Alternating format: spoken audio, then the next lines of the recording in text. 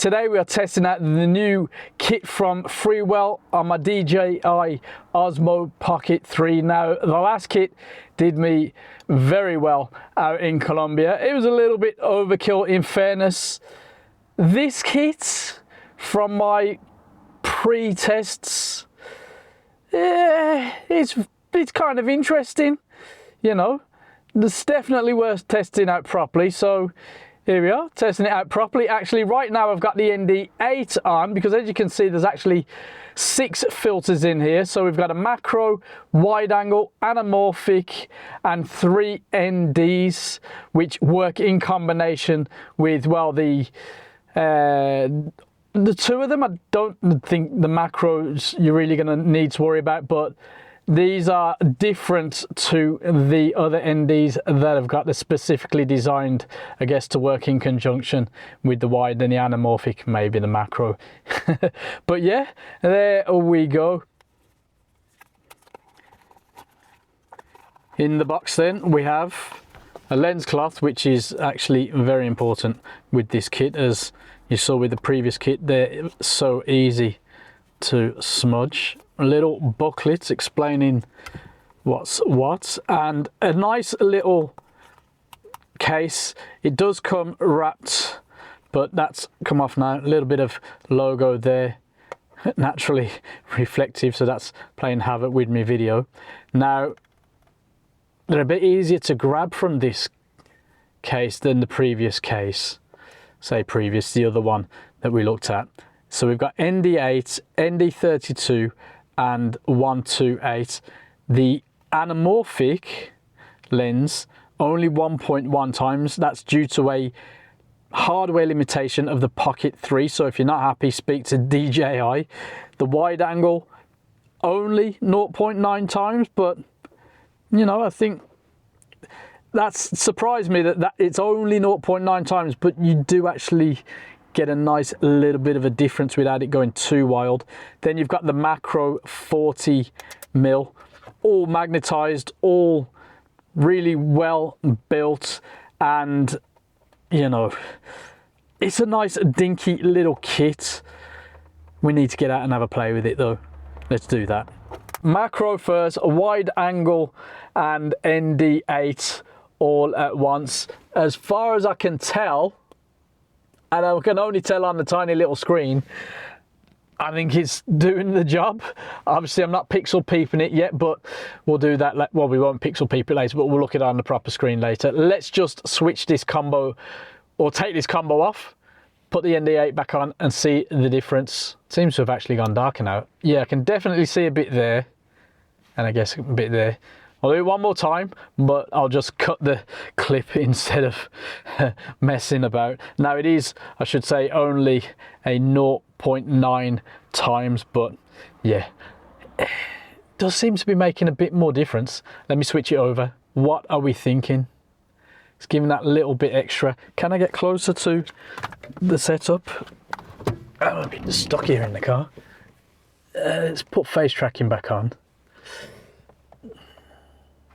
I can actually get my old mug in there. It's not the best, but there we go. Yeah. Right, let's take it off one more time and then we can get out and have a little walk with it. So, as far as the little tiny screen is telling me, all seems okay. I think I've got it fitted on properly. Doesn't seem to be any awkward vignetting. Of course, we need to look at it on a big screen. Let's go for a walk. Oh, actually, first of all, let me see if I can actually get the macro to do anything while we're out here. Right, so let's have a look. Macro. Right. It's still trying to face track me. But there we go. Definitely didn't plan this, did I? Right, there you go. That is as close as you're gonna get it. Now, of course, it's not a nice flat image, but for 1 or 2 quick shots, might be worth it. And while we're at it, you can see what the filters are like up close. A little bit of a groove there from to clip together, all magnetic of course. Yeah, let me show you the, can I show you the ND? I can show you the ND, although this is so small. ND8, look at that bucker. It is quite tricky, this. There you go. Again, ND8, macro wide angle, and I do wish we had a telephoto so I could get that squirrel eating. Let me see if I take all this off. Pop the ND back on. I think he's going to do one, isn't he?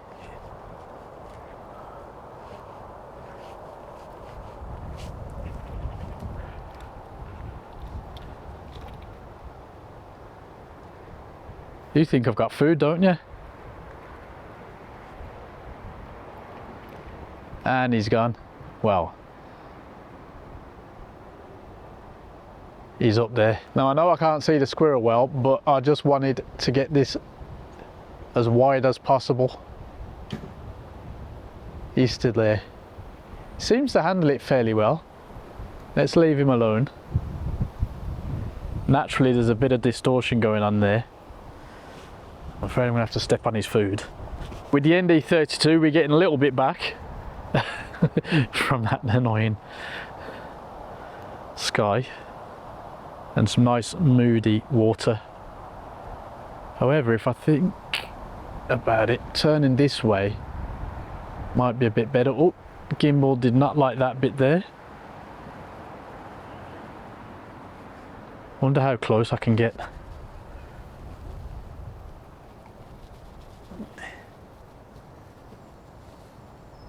Actually so close I just stung my finger on this thing. Now I'm using the Anamorphic, which would be a bit better when we've got some wild light. I don't think I can really go that way exposure wise, but yeah.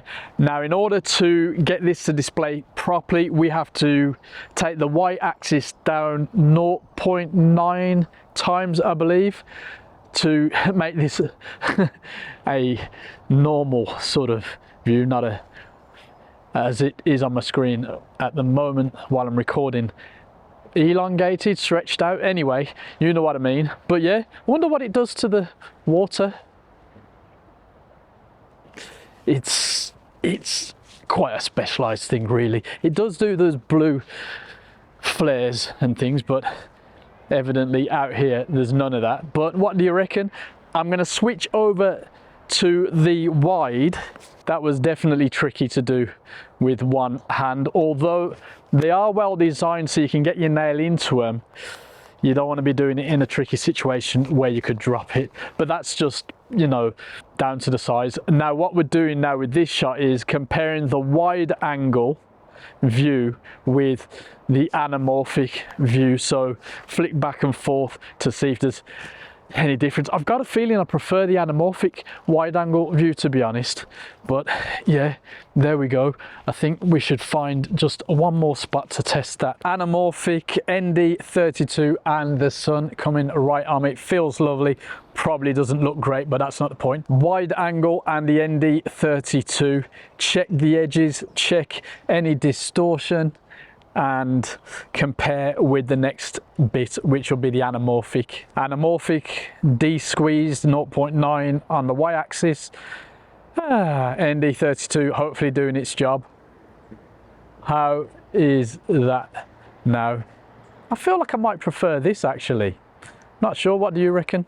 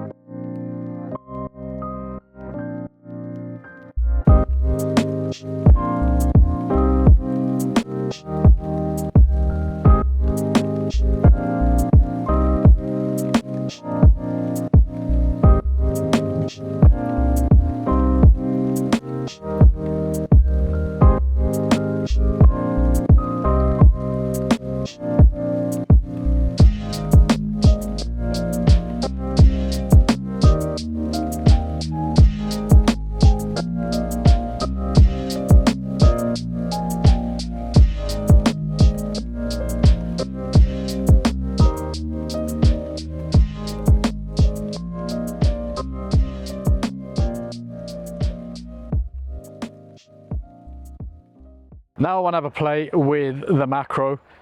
It's kind of interesting already, but let's see. Yeah, a bit difficult obviously with moving subjects, as all macro is basically. I don't mind that though.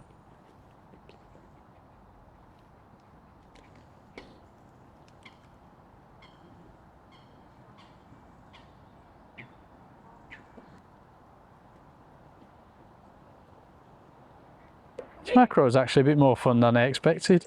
It's very tricky, but yeah.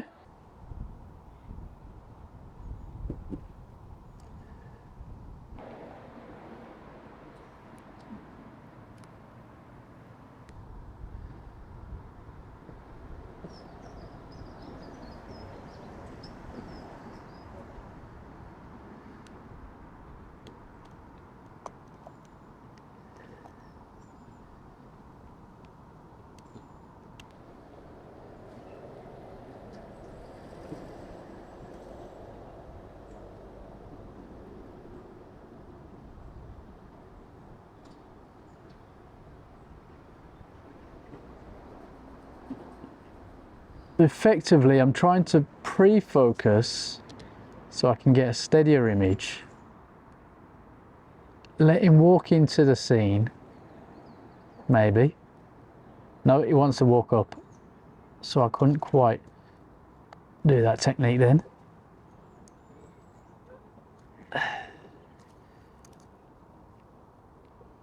Back to wide angle then. We need to get in and see how this kit has really fared by looking at it properly on the big screen. So let's do that and then summarize. As the kit has just been released, it's going for the recommended retail price of around 130, which, considering the price of things these days, isn't bad. Everything is well designed, if you can keep the things in place. They feel spot on. I'm having no issues with my gimbal with 3 filters on. Just make sure you take them off before powering down, even just the ND filter. Now the ND filters, yeah, very good. Image quality basically unaffected, bar a little color shift with the ND 32 and 128. Macro turned out to be better than I initially thought, but it's definitely best to use it on a tripod, as you would have noticed. The wide angle, not as pronounced as I think we hoped at first, but I do like that extra edge it gives my in-car and wide shots. The only real negatives being a bit of barrel distortion if you go looking for it. And finally, the anamorphic lens.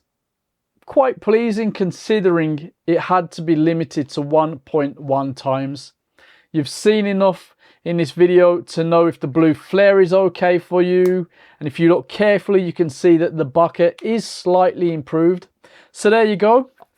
A very decent release from Freewell to bring a bit more life to our Pocket 3. Have you tried them? Let us know, and I'll see you in the next one.